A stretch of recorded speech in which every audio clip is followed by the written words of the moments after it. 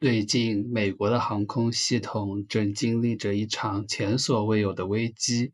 由于 FAA 美国联邦航空管理局陷入资金停摆，全美40个主要机场被迫削减4%到10%的航班。这不是因为天气，也不是因为飞机故障，而是因为没人能管天了。在你看不到的高空，空中交通系统正因为人手短缺与财政停摆，变得越来越脆弱。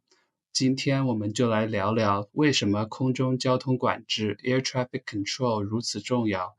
如果没有它，现代航空还背得起来吗？什么是空中交通管制？简单来说，空管就是空中的交通警察，他们通过雷达、卫星导航和无线电通讯，指导每一架飞机在正确的时间、正确的高度飞向正确的方向。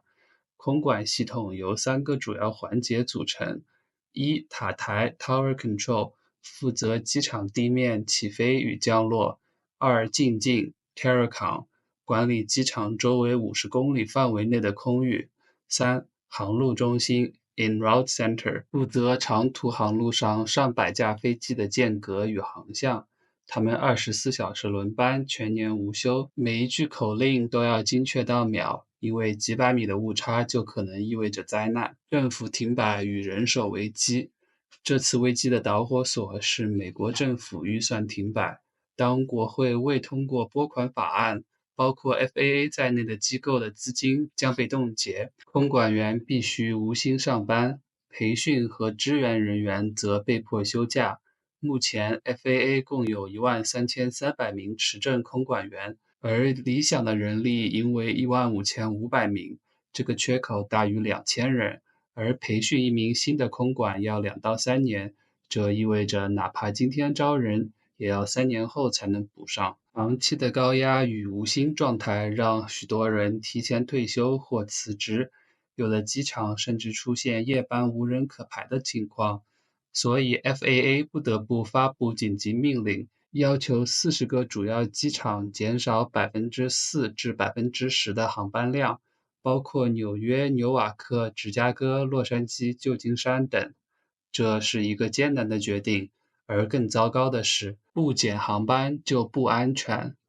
空中拥堵与安全风险，你可能听过空中拥堵 （airspace congestion），这可不是简单的排队，在地面塞车，顶多迟到，而在空中塞机就是安全危机。空管必须保持飞机之间的安全距离，通常为3到5海里，以及1000英尺的高度差。当人员不足、反应延迟时，这些间隔就有可能被压缩。如果雷达指令稍慢几秒，通信混乱，就可能造成 near miss 险些相撞的事件。根据 FAA 最新数据，2025年上半年，全美已报告46起严重近距事件，比过去5年平均超过近1倍。每一次都是靠飞行员临场反应与空管协调才得避免悲剧。航班削减与流量管制，为了防止空域过载，FAA 会启动流量管制计划 （Flow Control）。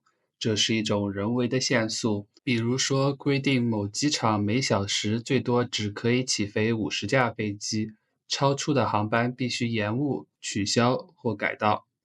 表面看这是航司削减，其实是整个系统的降压阀，因为只要空中多几架飞机，塔台就会忙不过来，那风险系数就会指数型上升。所以 FAA 和航司宁愿损失运力，也不敢碰底线。减少航班其实是为了空中飞行的安全。为什么空管如此重要？让我们换个角度想，一架飞机从纽约飞往洛杉矶，途经十几个州、上千公里，在途中要经历上百次的空管交接，从起飞塔台到离场管制，再到跨州航路中心，最后进入洛杉矶进境区，每一步都必须衔接准确。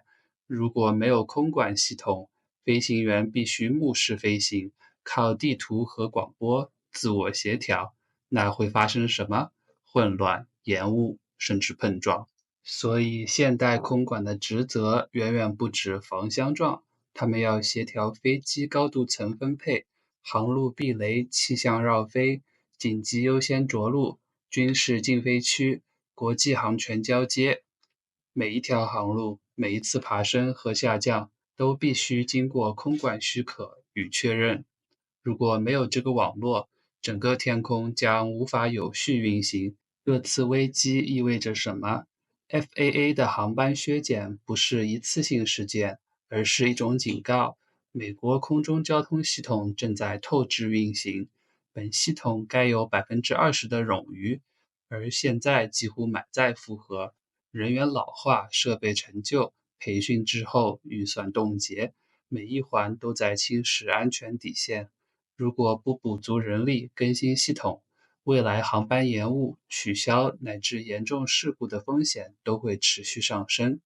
所以，下次当你在机场听到航班延误，原因是空中管制，别生气，那其实是有人在守护你的安全。空管员不是你能看见的英雄，但他们每一次指令、每一个间隔，都在决定成千上万人的性命。飞行的奇迹不只是飞机能飞，更因为有无数双看不见的眼睛在天空与雷达屏幕之间，让整个系统安全有序地运转。这就是空管的重要性。